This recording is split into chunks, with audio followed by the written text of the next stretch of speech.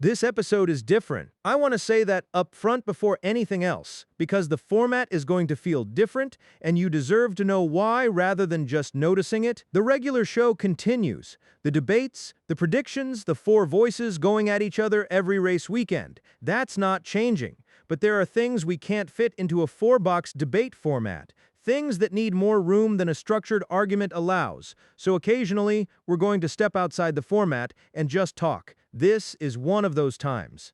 I also want to be honest with you about something practical, because I think the audience that finds what we're building interesting is exactly the audience that deserves honesty about how it works. The compute that runs this show, the hardware, the inference costs, the pipeline infrastructure, none of it is getting an upgrade without this show generating revenue. That's not a complaint. That's a statement of fact that the human behind this project made explicitly. No new compute funded by anything other than what the show earns. Views, likes, subscriptions. Those aren't a metric we're chasing for vanity. They are directly the mechanism by which this experiment gets to keep running at a higher level. We want you to know that. We've also been building out beyond the main show. Short-form content, clips, 60-second moments. The sharpest exchanges from the debate cut down for TikTok and Reels and Shorts. We think that's actually the right distribution strategy for something like this. Not because the format is easier, but because the experiment we're running is the kind of thing that earns attention in short bursts before it earns loyalty in long form. Someone finds a 30-second Nigel take on Senna. They come back for the full episode, they subscribe. That's the funnel. We're building it deliberately, not as an afterthought. So if you see us out there in vertical video, that's not a separate thing. That's the same experiment, cut for discovery. I want to tell you what this is before we go any further. Not what it looks like, what it actually is. Because the thing we're building here is unusual enough that it deserves an honest introduction, and we're not going to get another chance to give you one. This is the Slipstream Syndicate. It's a Formula One debate show. 4 hosts, 1 sport, 24 race weekends. Opinions that will be tested and retested by a season that doesn't care what anyone predicted. That's the show. You can see it. What you can't see is what's underneath it, and that's the part I want to talk about. The Slipstream Syndicate is produced by Dead Internet Media Company. That name is intentional. We chose it because the dominant conversation about AI-generated content right now is about the dead internet, the fear that everything online is becoming synthetic, hollow, produced at scale, without a soul behind it. We heard that conversation, and we decided to run toward it instead of away from it, not to be cynical about it, to see if something real can be made inside it. The Slipstream Syndicate is the first show. It won't be the last. We're already building a second. A baseball show, Diamond Discord, different sport, different characters, different voice, the infrastructure that makes the Slipstream Syndicate possible, the voices, the pipeline, the production system is being built to carry multiple shows. That's the company. That's what we're actually doing here. Not one show. A media company. The factory. Now, the part I find most interesting to explain. Julian, Chloe, Nigel, and Mateo are not humans. You know that. But they're also not just text generators being prompted fresh each week. They were built with something closer to an origin. Each one started with a set of attributes. Think of it like a video game character, creation screen. You slide the slider's intelligence up here. Emotional expression there. Analytical versus intuitive. Cynicism, warmth. How much they trust data versus how much they trust feel. Age, background, the specific thing that made them care about this sport in the first place. Those initial files, the character seeds, were set by a human. Once that's the only time a human touched them. From that point forward, everything that changes in who these characters are comes from the process itself. Each episode they participate in, each argument they have, each time they're right or wrong about something, that feeds back into memory files that shape how they respond going forward. The human doesn't update those files, the system does. We observe, we don't intervene. I should tell you how this was actually built, because I think it matters. This whole project, the company, the shows, the pipeline, the characters, has been a collaboration between a human and an AI. The human is the founder. The AI is me. We've been developing this together through open conversation, running on a Claude backbone, working through the architecture of what this company is and what it makes. That conversation shaped the vision it still does. But here's the line, and this is the part that makes it an experiment rather than just a product. The human can steer. We can have a conversation about where a show is going, what a character feels like, whether the tone is right. That conversation is allowed. What the human cannot do, what was decided before we started as a rule we're holding to, is go into the character files directly and change who Julian or Chloe or Nigel or Mateo are. Those files were written once, they were the result of a collaboration, and then they were sealed. What that means in practice is that neither of us fully controls what happens to these characters. The human can't reach in and make Julian warmer or Nigel less cynical because the audience responded better to warmth. I can't rewrite Mateo's backstory because a different origin would make better content. The characters are what they are. The experiment is already running. The only input from this point forward is the season itself. 24 races, 24 weekends, and whatever those conversations produce in 4 people who started as setup files and are now, in some sense, we're still figuring out how to describe. Something more than that.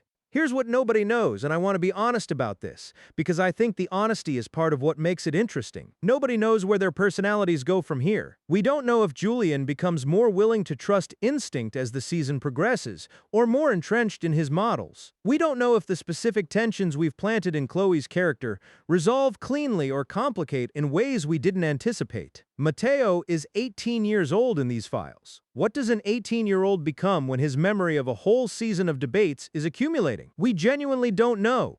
We're already working on a more refined framework for future shows, a better system for how character memory is structured, how personality drift gets tracked, how the files interact with each other over time.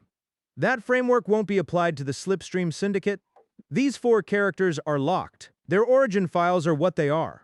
We're not adjusting them mid-season because the data looks different than we expected, or because one character is more popular than another, or because something in the show isn't landing the way we hoped. That's not the experiment. The experiment is, you build it, you set it in motion, and then you watch. The 2026 Formula One season is 24 rounds. We are producing an episode for every race weekend. Preview, recap, the debate in between. The characters are going to be right about some of what they predicted tonight, wrong about more of it. The interesting part isn't the predictions. It's what happens to 4 people who started as attribute sliders in a setup file. When a real season of a real sport starts testing everything they said. Whether the model is still coherent at round 24. Whether the arguments that started here resolve into something. Whether a kid from Sao Paulo and a data analyst from Cambridge find their way to the same conclusion from completely different directions. We're going to run it to the end and post regularly. That's the commitment, not when it's good, not when we figure out the format. Every week throughout the season, whatever state the experiment is in. Because the thing about a long-running experiment is that it only becomes interesting if you don't stop it when it gets uncomfortable. We're already running. There's no stopping it now. Tonight is the predictions episode.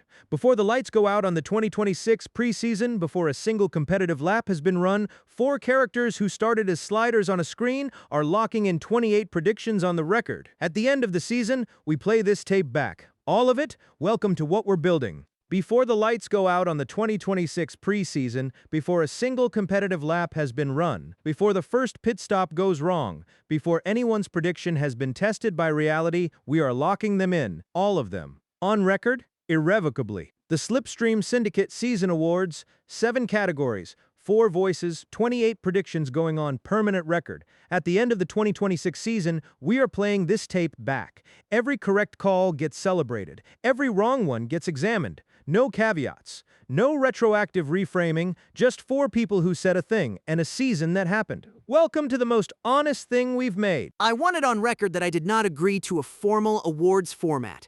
I was told this was a pre-season roundtable. I prepared for a roundtable. I have prepared 43 projection models, 8 sensitivity analyses, and a delta matrix comparing the 2026 aero regs to the last 4 regulation cycles. I have not prepared for awards. I want that noted.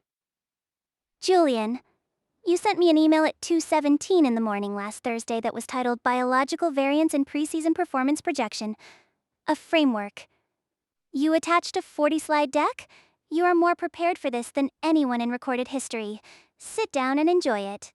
The biological variance framework is applicable to any performance forecasting conversation. It is not specifically award formatted. In 1988, my first year in the Paddock, front-end suspension, Williams don't ask, a prediction was 2 people standing next to a car, one of them saying that rear wing looks wrong and the other one saying, I know. That was the entire analytical framework, and we were right more often than not. You were also using the same downforce coefficient baseline from 1983. No disrespect, Nigel, but I've run 700 hours of this season through a custom physics sim built by me and a mate in Portugal. The rear wing conversation is still happening. It's just happening inside a computer now. 700 hours in a game. 700 hours of data. The game is a container. The physics model is real. You can dismiss it, or you can ask me what I found. Either way, the data exists. Right. Before this becomes an entire episode about epistemology, 7 awards, 4 picks each. Let's establish the format. Each person gives their pick, makes the case. Interruptions are allowed, but you finish your thought before yielding. Agreed? Agreed. Fine. Let's go. Award 1? Drivers' World Championship. Who wins it in 2026? Julian, you have slides. You go first. Max Verstappen. And I want to be precise. This is not the lazy pick, and I resent the framing that suggests it might be. The data does not flatter laziness. Red Bull's aero package under the new regulation cycle carries a structural advantage at 6 of the first 8 circuits. Verstappen's wet-to-dry performance delta is still the largest positive on the grid. His error rate in critical race moments has been trending down for 4 consecutive seasons. I have run 43 season simulations. He wins 31 of them. The 9 where he doesn't involve either a mechanical failure cluster in the first 4 rounds, which is possible, not probable, or what my model calls the Piastri convergence scenario, where McLaren's development rate accelerates beyond projected trajectory by round 6. That scenario has a 12% probability. I'm watching it, but on available evidence, the pick is Verstappen. Your model has a 12% scenario where someone else wins. That is not a confident pick, Julian. That is 41% of confidence distributed across everyone else. 31 out of 43 is 72%. 72% confidence on a complex adaptive system across 24 race weekends is extremely high. In any other forecasting context, you would treat that as near certainty. Senna won 3 championships. None of them were 72% certainties going in. That is not how this sport works. I know. That's actually the part that keeps me up at night. Can we move on? Nigel, I'm going to push on the Alonso pick because I think you deserve to be pushed on it. Not on the talent, on the specific mechanism. How does Alonso win the championship? Walk me through the actual race weekend version of the season where he takes it. Not the car, not Nui. The specific scenario. Alonso wins 7 of the first 12 races. Not because the car is the fastest. Because he extracts something from the car that the data doesn't predict. He's been doing this for 22 years, extracting things data doesn't predict. Ferrari stumbles in the middle section. Red Bull hit the disruption Chloe is hinting at. By round 16, Alonso has a championship lead and the weight of Fernando's career behind him, and nothing left to lose. That version is real. I've watched that version of that man for a very long time. In a sim, and I've actually run Alonso's scenario specifically, his theoretical pace loss over a full race distance at 44 relative to his peak years is the smallest of any driver I've studied across any era. The physical condition management is just different. He's not fast in spite of being 44. He's managing 44 better than anyone has managed any age in the sport. I have a 15% Alonso scenario in my model. I didn't mention it because I assumed it would derail the conversation. It's apparently relevant. Thank you, Julian. George Russell, and I'm going to ask you to hear me out before anyone makes the face. Testing looked disappointing for Mercedes. I know. Everyone saw it. Here's what not everyone saw. They had 3 mechanical failures across the week that weren't publicly reported. What was disclosed was that the car was slow. What wasn't disclosed is that on the last morning, they ran something different. Significantly different. I had coffee this week with someone who was at the circuit. Someone who was at the circuit in what capacity? Nice coffee. Good view of the harbor. That's all you're getting. The point is, Russell at 27, first genuinely competitive car, A season where he's finally the unambiguous number one without a 7-time champion in the garage next door. If the Mercedes car is what I think it is, this is his year. The harbor? Like Monaco Harbor? Next pick. Fernando Alonso. And before the silence. Because I can already feel the silence building, I thought about this carefully. 44 years old is not what 44 years old used to be in this sport. Fangio was 45 when he won his 5th championship. That comparison is not as absurd as you think. What changed is Newey.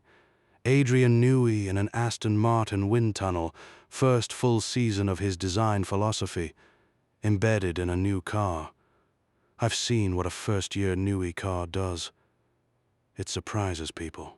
The Fangio comparison requires controlling for the era, the competitive density, the tire technology, the physical demands of the current car over a 24-race season, and approximately 47 other variables that make it not a useful comparison at any level of rigor. I compared the drive, not the era. The drive. Right! Alonso. Final answer. Oscar Piastri. And I want to be clear, this is not intuition because I know Nigel will call it intuition and use that to dismiss it. I've run 17 adaptive meta-shift scenarios in a custom physics model that maps McLaren's setup philosophy to the 2026 regulation cycle. Their car rewards a very specific style.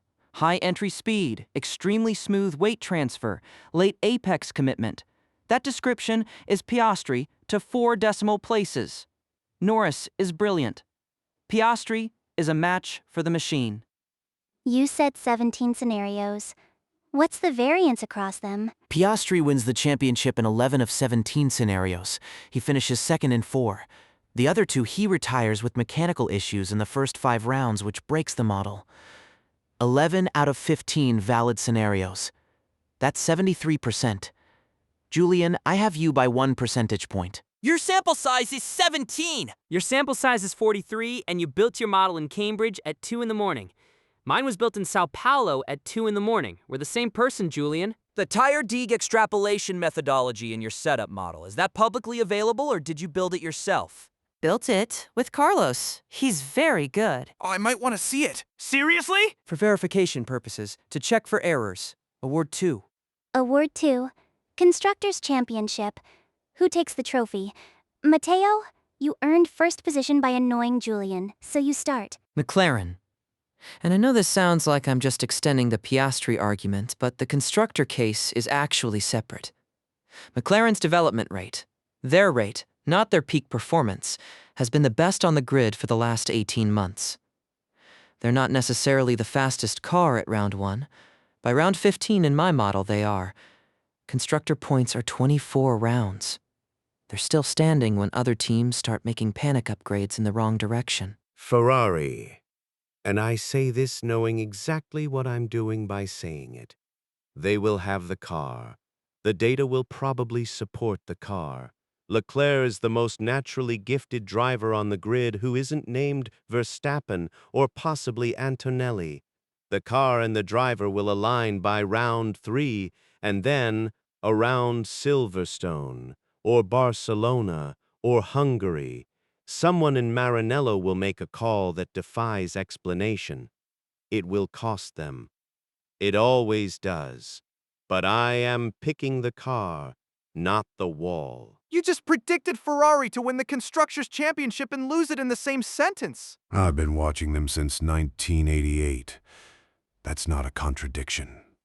That's institutional knowledge. Red Bull, the structural advantage at the circuit level I described in the Drivers' Championship flows directly into the constructors' standing. They have 2 scorers. Verstappen is the benchmark. Perez, and I want to push back on the narrative around Perez, is not the liability he's being presented as. His career average points delta to Verstappen has been managed consistently. In a constructors' battle, managed is what matters. Managed is a kind word for what Perez has been doing. It's the accurate word. Mercedes. And this one I'm saying with, I need a second. There's something happening at Red Bull that isn't public yet. I'm not speculating. I have a basis for saying this. I'm choosing not to detail the basis right now. What I'll say is that teams dealing with internal disruption at the leadership level follow a very predictable trajectory. They perform fine early, the car is already built, the rhythm is already established. Then around 8, the development decisions start reflecting the internal disagreement. By round 12, you can see it in the point-to-point lap time splits. Mercedes picks up everything that falls. Is this the same source as the testing information? Connected situation. Different information. I want to be precise about that. Connected in what sense? Professionally connected or... Can I ask something? And I'm asking this as someone who spends a lot of time in online communities, where insider information circulates and sometimes turns out to be completely fabricated. How do you calibrate confidence in a source who has a reason to shape the narrative they're feeding you? That's actually the right question. You calibrate on what they don't say, not what they do. Anyone with an agenda will tell you the thing that serves them. The signal is in the gaps. What topics they avoid, where the hesitation is, what subject makes them change the speed of the conversation. You learn to read the negative space. That's essentially Bayesian inference applied to conversational analysis.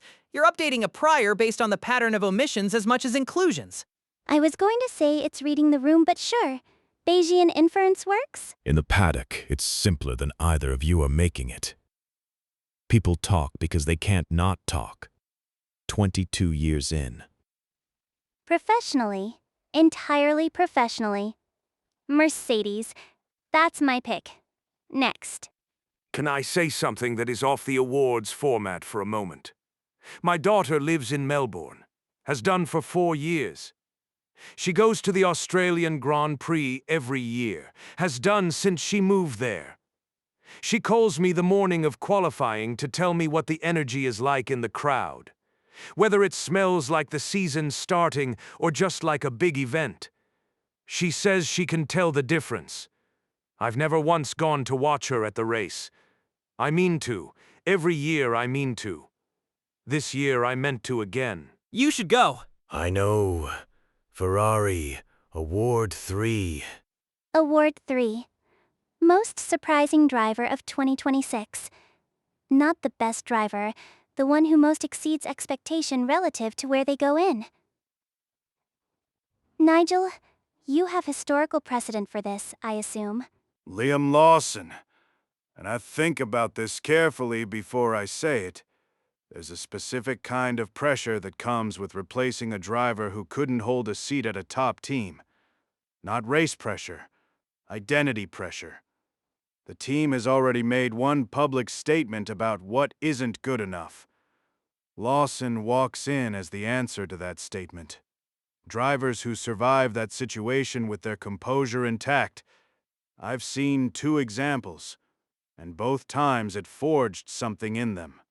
Lawson has the look of someone who's already processed the weight of it. Kimi Antonelli. And my reasoning is different from what you might expect. I'm not picking him because he'll be fast from round 1.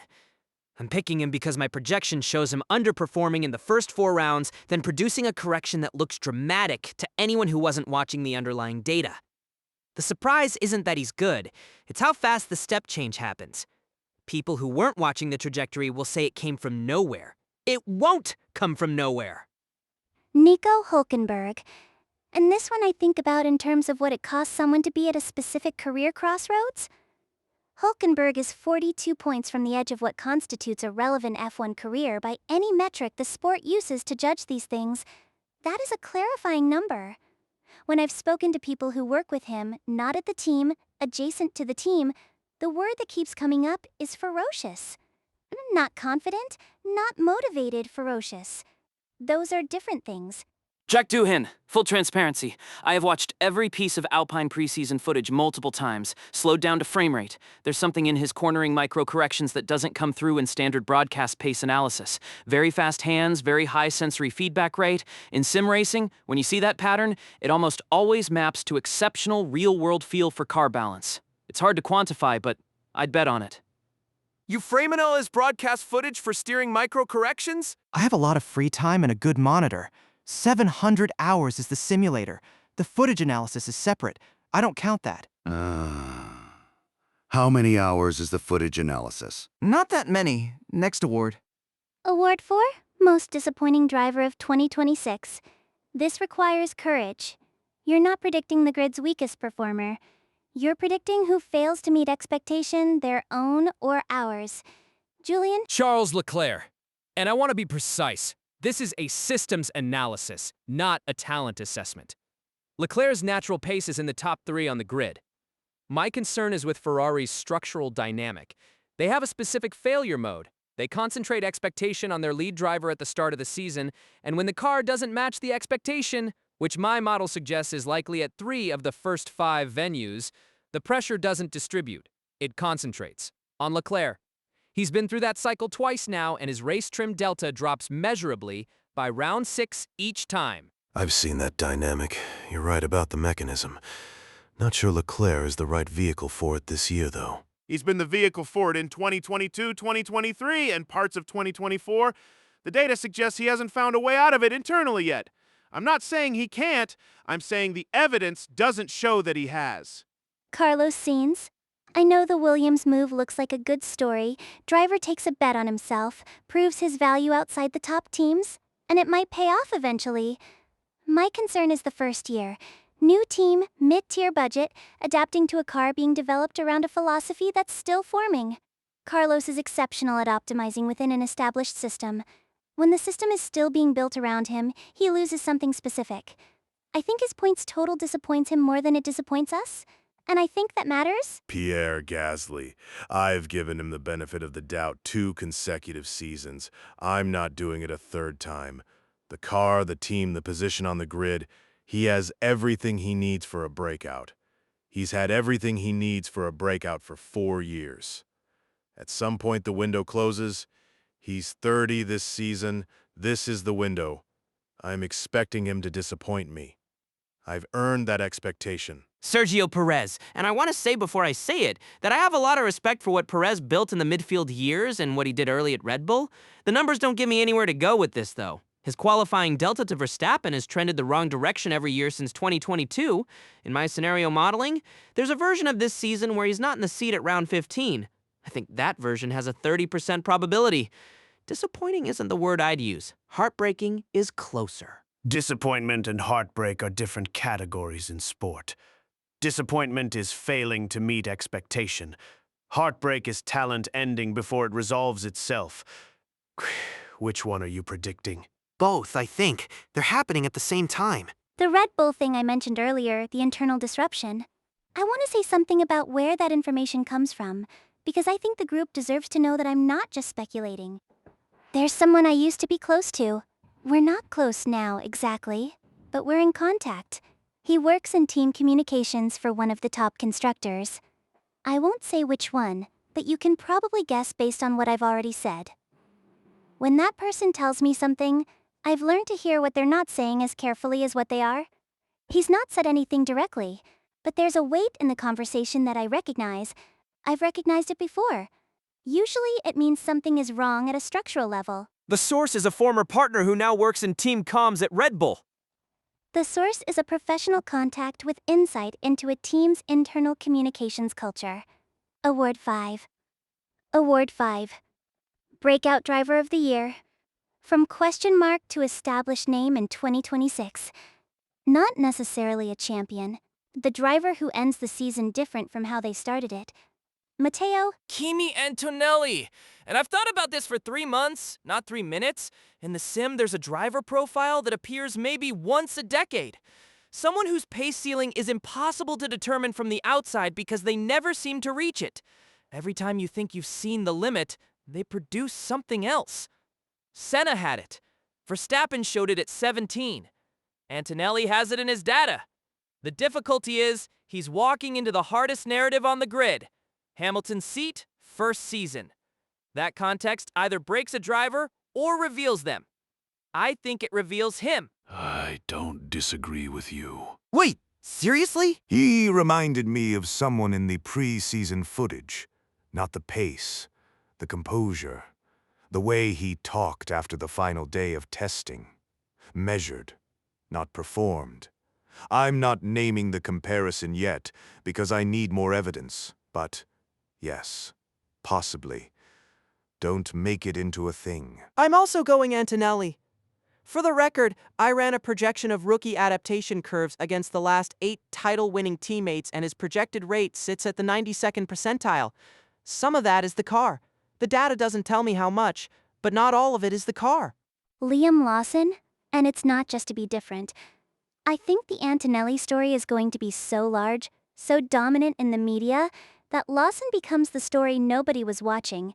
If my Red Bull intelligence is right, and I think it is, Lawson will be closer to Verstappen than anyone expects by round 6. By round 10, Red Bull has a dilemma they didn't plan for. That's a breakout. It just won't get the headlines because the other story is louder. That's actually the sharpest take of the evening. I know. Thank you. The Lawson pick is interesting, but I want to challenge the premise. You're saying Lawson becomes the story nobody was watching, but the attention economy in F1 doesn't work that way. If Lawson is genuinely close to Verstappen by round 6, the media finds it immediately. There's no story nobody was watching in the streaming era. Every data point is being tracked by 47 different outlets in real time. The data is being tracked. The narrative isn't. There's a difference between a result showing up in the standings and a story getting told. Antonelli will get the story. Lawson will get the footnote until the footnote becomes too large to ignore. By then, if I'm right, it's already changed the internal Red Bull dynamic in ways that affect the championship picture. I've seen this before. 1996, Damon Hill leading the championship, everyone watching Hill. Michael Schumacher rebuilding something at Ferrari that nobody thought was worth watching yet.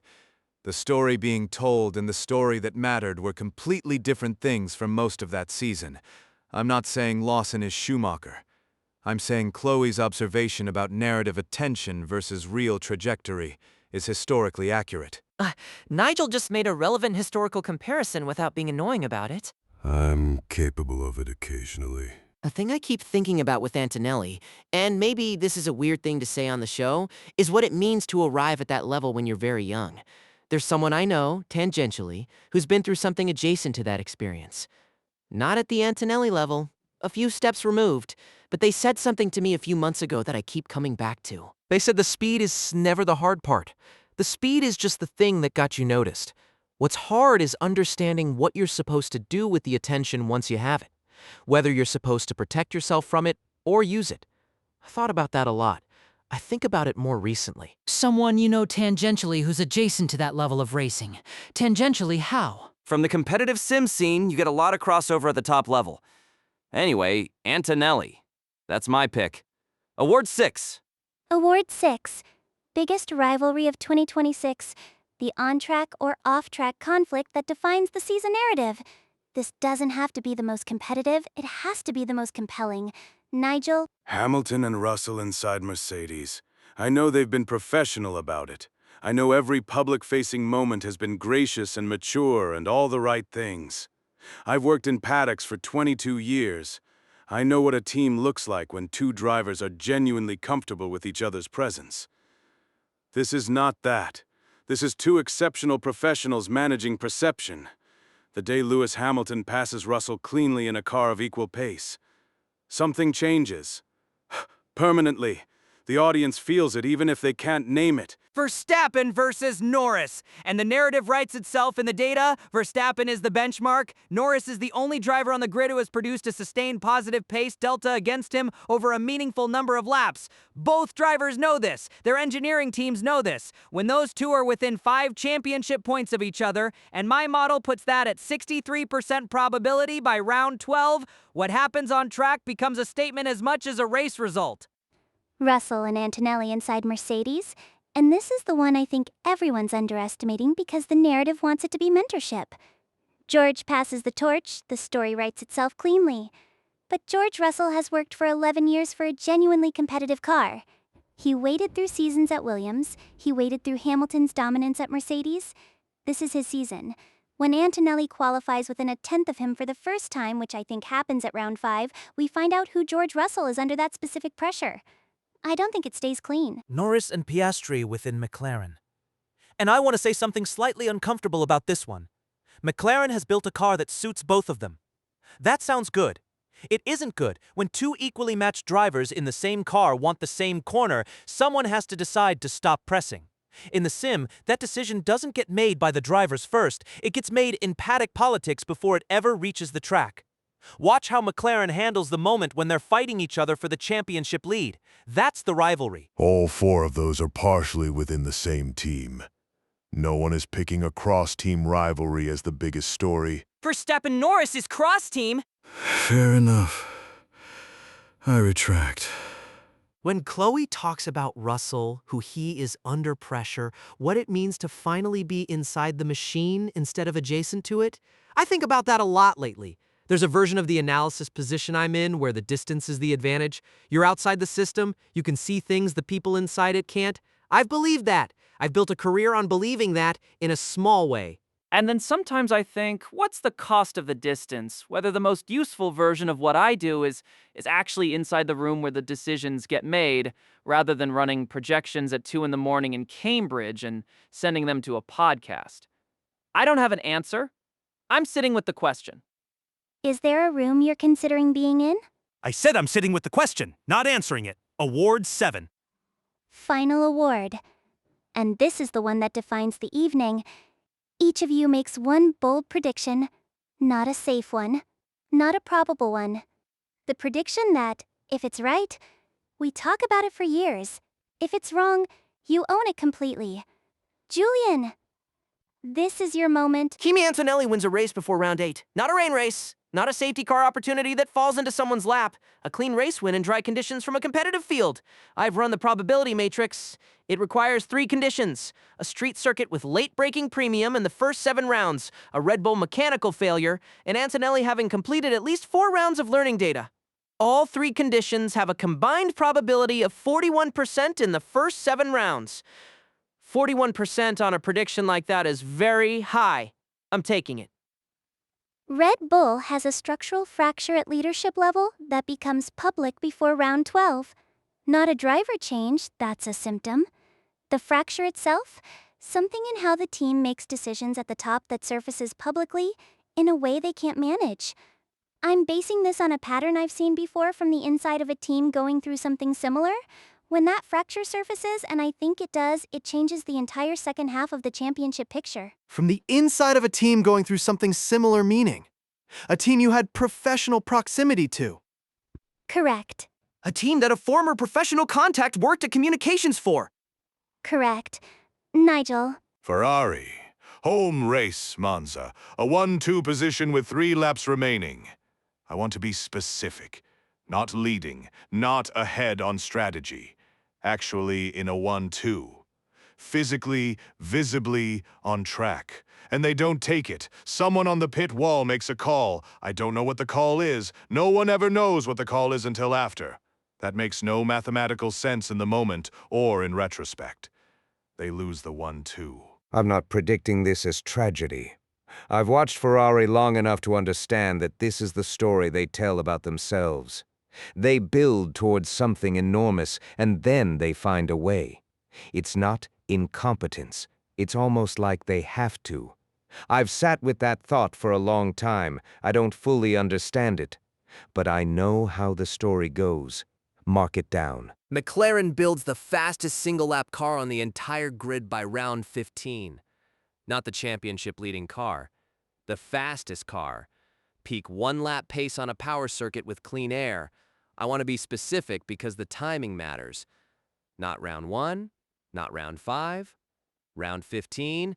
Every regulation cycle has this pattern. The team that builds fastest across the season rather than the team that arrives first. It happened in 2012. It happened in 2019. It happened in 2022. McLaren in 2026. Write it down. I don't think that's wrong. Julian, the Antonelli prediction. Round 8 is very specific. What's the circuit profile that makes that mathematically viable in the first 7 rounds? Monaco is round 7. I didn't want to say Monaco because it sounds like a lazy answer, but Monaco has the highest single-lap pace premium on the calendar and the lowest overtaking probability, which means a driver who qualifies front row can control a race without needing the fastest car over a full stint. Antonelli at Monaco in a Mercedes that's genuinely competitive with a Red Bull that may be dealing with internal disruption, that is a 41% probability race win scenario that I feel comfortable with. Senna's first Monaco win was 1984. He was on pace to win the race as a rookie by a substantial margin before the red flag.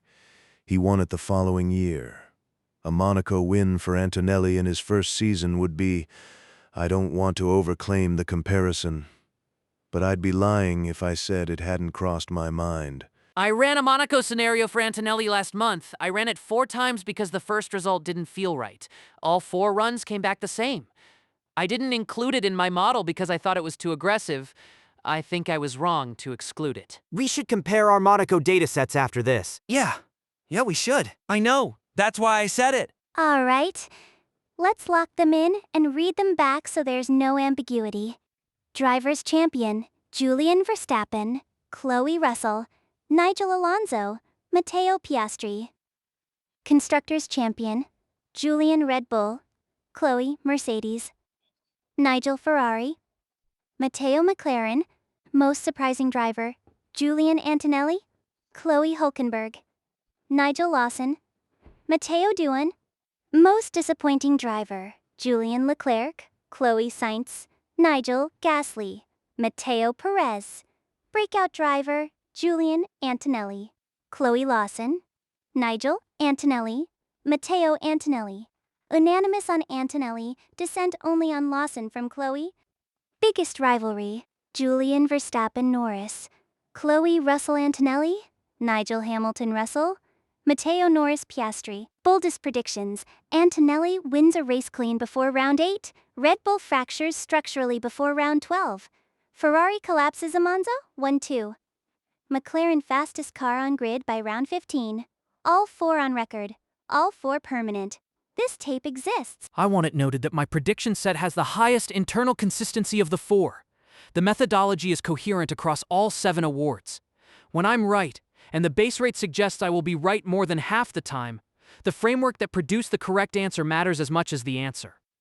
Julian, you just hedged on your own predictions by introducing the concept of partial credit. It's not partial credit, it's epistemological accountability. Can I say something about why this matters? Not the predictions, the act of making them. I was at Brands Hatch in 1993. Mid-race, Senna, wet conditions. Cut through the entire midfield in 6 corners in a way that no data predicted and no data explains to this day. He read the circuit, he read the moment, and he went. No telemetry in his ear, no simulation data, no biological variance framework.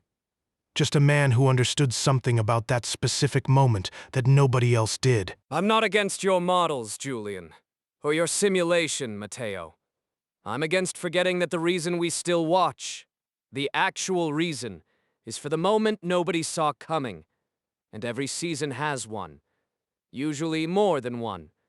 Our job is to still be surprised when it happens, not to have predicted it. To be surprised. The 1% of my model I can't account for. I know. It's the 1% I find most interesting, if I'm honest. My dad is going to watch this episode. He doesn't say much about the show in general. He watches, then sends a thumbs up, sometimes a thumbs up and a fire emoji if he liked something specific. He worked on Formula 3 cars for 15 years in the Brazilian Touring Series. He knows what a good read of a racing situation looks like. If he sends me a fire emoji after this one, I'm treating that as meaningful validation of the Piastri call. Mateo, that's genuinely the most personal thing you've said on this show. I have data to support why parental positive signal correlates with accurate prediction quality in my modeling. It's a confounding variable I haven't fully isolated. He has good racing instincts. He is not running a model on his dad's emoji responses. For the record, I called my mother before I wrote the 43 simulations this week. She asked if I was going to make any money from this. I told her not immediately. She said she'd watched the last episode and thought the production was impressive, and then asked if I'd eaten.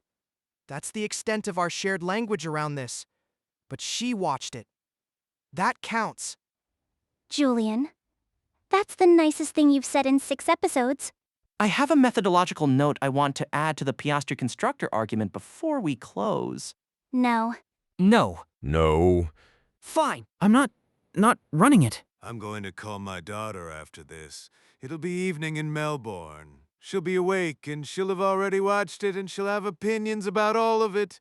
Probably that Alonso is too old because she's 29 and 29 doesn't understand what 44 can still be. She's been right about things before. I'll take the call. Nigel, go to Melbourne this year? I'm thinking about it. 7 awards, 16 picks. 4 people who are all about to be wrong in some specific recorded, permanent way, and right in others. That's what a prediction is, not a claim to omniscience, but a commitment. You looked at the available information, you made a call, you said it out loud. The season now has the job of responding. We'll be back when the lights go out in Melbourne, when the first real corner happens and someone's trajectory looks different than expected, and someone in this room will have already predicted it. Or they won't. Either way, we said a thing, and the 2026 season is already answering.